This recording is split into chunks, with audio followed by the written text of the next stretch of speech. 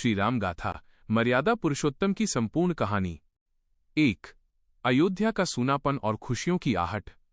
बहुत पुरानी बात है, सरजू मैया की लहरों के किनारे अयोध्या नगरी बसी थी।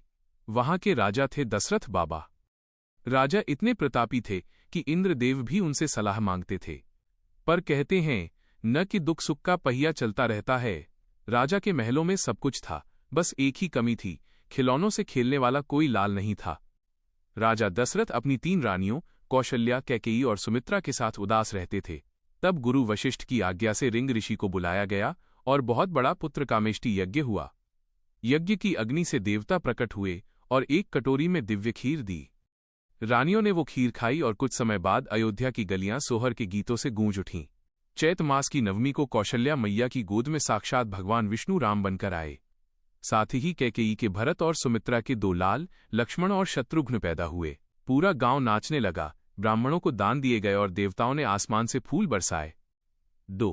बचपन की लीला और गुरु की सेवा। चारों भैया बड़े होने लगे। राम जी शुरू से ही गंभीर और शांत थे, वहीं लक्ष्मण थोड़े तेज स्वभाव के थे, पर राम जी की परछाई बनकर रहते थे। जब ये चारों सड़कों पर निकलते तो अयोध्या के लोग अपनी सुध बुध खो बैठते थे।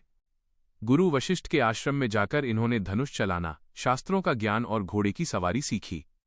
राम जी ने सिखाया कि गुरु के चरणों में ही असली ज्ञान होता है। 3. ताड़का का वध और अहिल्या का उद्धार। अभी राम जी किशोर ही थे कि महल में ऋषि विश्वामित्र आए।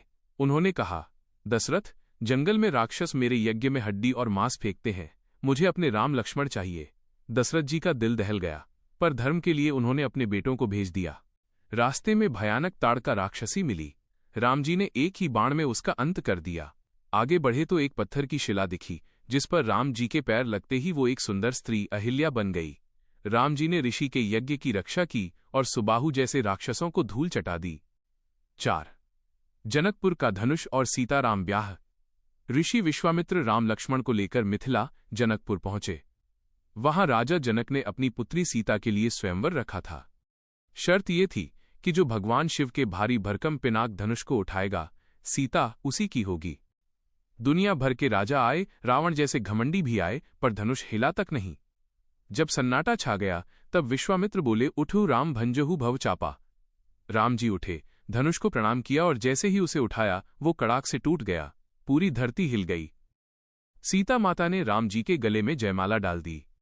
उधर भरत, लक्ष्मण और शत्रुघ्न का ब्याह भी राजा जनक की बेटियों और भतीजियों से हो गया। अयोध्या में ऐसी बारात सजी कि वैसी फिर कभी नहीं देखी गई। 5. मंथरा का कपट और वनवास की आग। खुशियां मातम में बदलने वाली थीं। राजा दशरथ बूढ़े हो गए थे और राम का राजतिलक करना चाहते थे, पर कैकेयी की दासी मंथरा ने रानी का दिमाग जहर से भर दिया। उसने याद दिलाया कि राजा ने पुराने युद्ध में 2 वरदान देने का वादा किया था। कैकेयी ने कोप भवन में जाकर राजा से 2 बातें मांग लीं। 1. मेरे बेटे भरत को गद्दी मिले। 2. राम को 14 साल का वनवास हो। राजा दशरथ रोए, गिड़गिड़ाए, मेरा राम मत छीनो, पर कैकेयी नहीं मानी। राम जी को जब पता चला तो वे जरा भी दुखी नहीं हुए। उन्होंने कहा, पिता का वचन सबसे ऊपर है।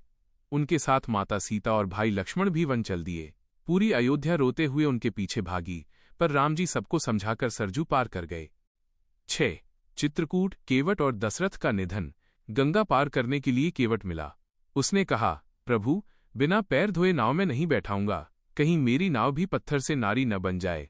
राम जी ने मुस्कुराकर उसे गले लगाया। आगे चलकर राम जी चित्रकूट में रहने लगे।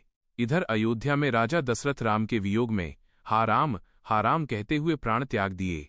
भरत जी जब ननिहाल से आए और उन्हें पता चला कि ये सब उनकी मां ने किया है तो उन्होंने राज ठुकरा दिया। वे राम जी को मनाने चित्रकूट गए, पर राम जी ने धर्म की खातिर लौटने से मना कर दिया। भरत जी राम की खड़ाऊं चप्पल सिर पर रखकर लाए और उसे सिंहासन पर रखकर एक सन्यासी की तरह राजकाज संभालने लगे। 7. पंचवटी और सीता का हरण। राम जी आगे बढ़ते हुए दंडकारण्य वन पहुंचे। वहां उन्होंने ऋषियों को राक्षसों के आतंक से मुक्त करने की कसम खाई। इसी दौरान रावण की बहन शूर्पणखा आई। उसने राम लक्ष्मण को मोहित करना चाहा, पर जब वो सीता माता को मारने दौड़ी तो लक्ष्मण जी ने उसकी नाक काट दी। अपमान का बदला लेने के लिए रावण ने कपट रचा। उसने मारीच को सोने का हिरण बनाकर भेजा। सीता जी ने हिरण मांगा, राम जी उसके पीछे गए, फिर लक्ष्मण भी गए। इसी बीच रावण साधु का भेष बनाकर आया और सीता माता का हरण करके ले गया। रास्ते में बूढ़े जटायु ने रावण को रोकना चाहा, पर रावण ने उसके पंख काट दिए। 8. हनुमान मिलन और लंका दहन। राम और लक्ष्मण सीता जी को खोजते हुए जंगलों में भटकने लगे। उनकी भेंट शबरी माता से हुई, जिनके प्रेम में प्रभु ने उनके जूठे बेर खाए।